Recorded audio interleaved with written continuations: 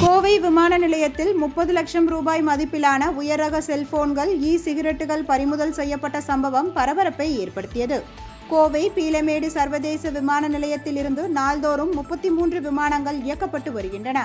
இந்நிலையில் விமான நிலையத்திற்கு வரும் பயணிகளை மத்திய தொழில் பாதுகாப்பு படை, சுங்கத்துறை அதிகாரிகள் சோதனை செய்து பிறகு விமானத்தில் ஏற அனுமதிக்கின்றனர். இந்நிலையில் அபுதாபியில் இருந்து கோவை விமான நிலையத்திற்கு நேற்று பிற்பகலில் வந்த விமானத்திலிருந்து வெளியே வந்த பயணிகளின் உடைமைகள் சுகாதாரத்துறை அதிகாரிகள் சோதனை செய்து வெளியே அனுப்பி வைத்தனர். அதில் சந்தேகத்திற்கிடமான வகையில் நின்று கொண்டிருந்த ஒருவரை பிடித்து அதிகாரிகள் விசாரணை நடத்தினர். இதனால் ஆத்திரமடைந்த அந்த நபர் காவல்துறை மற்றும் மத்திய தொழில் பாதுகாப்பு படையினருடன் வாக்குவாதத்தில் ஈடுபட்டார். இதனால் அங்கு பரபரப்பு ஏற்பட்டது. இதனைத் தொடர்ந்து அவரிடம் நடத்திய விசாரணையில் அந்த நபர் திருச்சியை சேர்ந்த வின்சென்ட் என்பது தெரியவந்தது.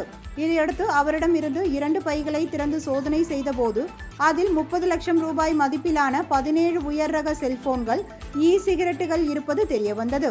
அவற்றை உடனடியாக பறிமுதல் செய்த அதிகாரிகள் விசாரணைக்கு பின்னர் அவரை இரவில் விடுவித்தனர்.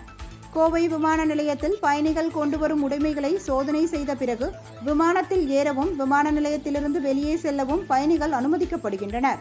இந்நிலையில் பலத்த சோதனைக்கு மத்தியில் சுங்கத்துறையினரிடம் சிக்காமல் உயர் ரக செல்போன்கள், சிகரெட்டுகளை பயணி ஒருவர் விமான நிலையத்திற்கு வெளியே கொண்டு வந்து சம்பவம் பரபரப்பை ஏற்படுத்தியுள்ளது. மேலும் இது குறித்து விசாரணை நடத்தப்பட உள்ளதாக தகவல் வெளியாகியுள்ளது.